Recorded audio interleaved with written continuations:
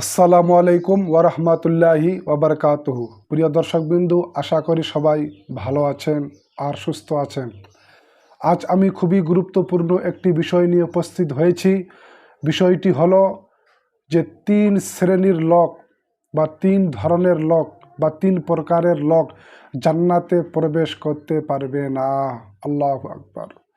হাদিস শরীফের মধ্যে এসছে, হুজুর পাক সাল্লাল্লাহু তাআলা আলাইহি ওয়াসাল্লাম বলেছেন যে আল্লাহ তাআলা যখন জান্নাত তৈরি করলেন তখন বলতে লাগলেন যে আমার ইজ্জত ও জালালাতের কসম খেয়ে বলছি আমি যে এই জান্নাতের ভিতরে 8 প্রকারের লোক প্রবেশ করতে পারবে না।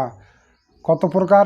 8 প্রকারের ব্যক্তি এই জান্নাতের মধ্যে প্রবেশ করতে পারবে না। তো আজকে আমি আপনাদের সামনে 3 ধরনের লোক বা 3 প্রকারের লোক বা 3 শ্রেণীর লোক প্রবেশ করতে পারবে না সেই বিষয়ে আলোচনা করব বাকি অন্য দিনে। তো আসুন, যে 3 ধরনের লোক জান্নাতে প্রবেশ করতে পারবে না তারা কারা কারা।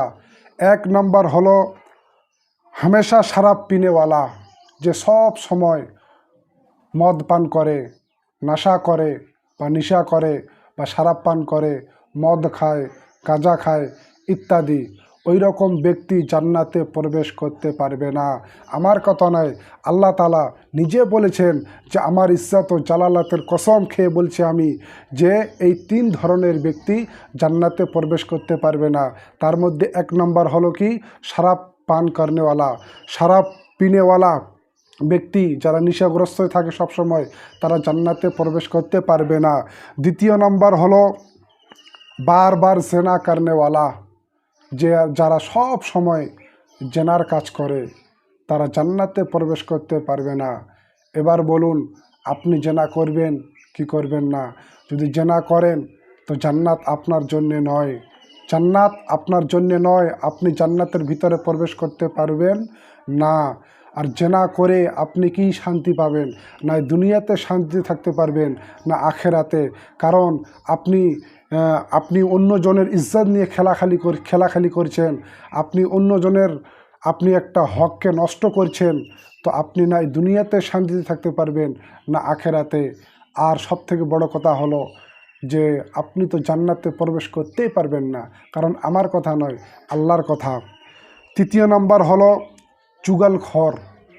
চুগলখর।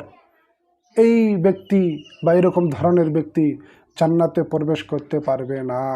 আল্লাহু আকবার। যারা চুগলখর, সবসময় চুগলি করে বেড়ায়, চুগলি থেকে তওবা করুন, জেনা থেকে তওবা করুন, শরাব পান করছেন তওবা করুন, তওবার দরওয়াজা খোলা রয়েছে। কারণ চুগলখর এমন একটা জিনিস যে চুগলখরের তো দোয়া কবুল হয় না, আর তার পার্শ্বে বা তার সঙ্গে যে থাকে সেও যদি দোয়া করে তো তারও দোয়া কবুল হয় না। যেরকম হজরতে মুসা আলাইহিস সালামের জামানায় একবার বৃষ্টি হচ্ছিল না, তো বৃষ্টি না হওয়ার কারণে ফসল, পশু পাখি, জীবজন্তুর সব শুকিয়ে মরে যাচ্ছে। সবাই হজরতে মুসা আলাইহিস সালামকে ফরিয়াদ করলেন যে আপনি দোয়া করুন একটু। হজরতে মুসা আলাইহিস সালাম ওই বানি ইসরায়েলের কাউমকে নিয়ে চলে গেলেন একটা ফাঁকা ময়দানে। যাওয়ার পরে যখন দোয়া করে তো দোয়া কবুল হয় না। আল্লাহ তাআলা ওহির মাধ্যমে বললেন যে হে মুসা, তোমার দোয়া কবুল হবে না। হজরত মুসা আলাইহিস সালাম বলেন যে আমার দোয়া কেন কবুল হবে না? তখন আল্লাহ তাআলা বললেন, তোমার সঙ্গে একজন চুগলখোর রয়েছে, যার কারণে তোমার দোয়া কবুল হয় না। এইবার হজরত মুসা আলাইহিস সালাম বললেন যে আমাদের এই মজলিসের মধ্যে, এই মহফিলের মধ্যে চুগলখোর কে রয়েছে, সে যেন এই মহফিল থেকে বেরিয়ে যায়, আর না হলে তওবা করে। এইবার যারা চুগলখোর ছিল তওবা করে নিল। হজরত মুসা আলাইহিস সালাম পুনরায় আবার দোয়া করলেন, সুবহানাল্লাহ। দোয়া শেষ হতে না হতে সঙ্গে সঙ্গে বৃষ্টি দিয়ে দিল। তো এখান থেকে বুঝতে পারা গেল যে চুগলখোরের দোয়া কবুল হয় না। আর চুগলখোর কত খারাপ যে ওই চুগলখোর যার সঙ্গে থাকবে তারও দোয়া কবুল হয় না। আল্লাহু আকবার। তো চুগলখোর কত খারাপ। তো যে 3টি বললাম, 1 নম্বর শরাব পান করবেন না, 2 নম্বর জেনার কাজ করবেন না, 3 নম্বর চুগলখুরি করবেন না।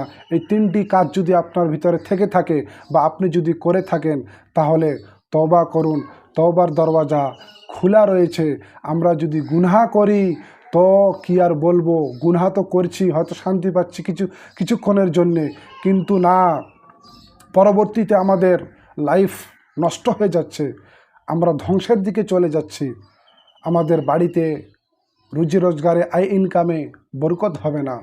তওবা করুন, তওবার দরওয়াজা খোলা রয়েছে। যতক্ষণ পর্যন্ত আপনার শরীরের ভিতর রূহ বা আত্মা থাকবে, তওবার দরওয়াজা খোলা রয়েছে।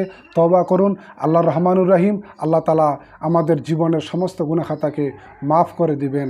আসসালামু আলাইকুম ওয়া রাহমাতুল্লাহি ওয়া বারাকাতুহু।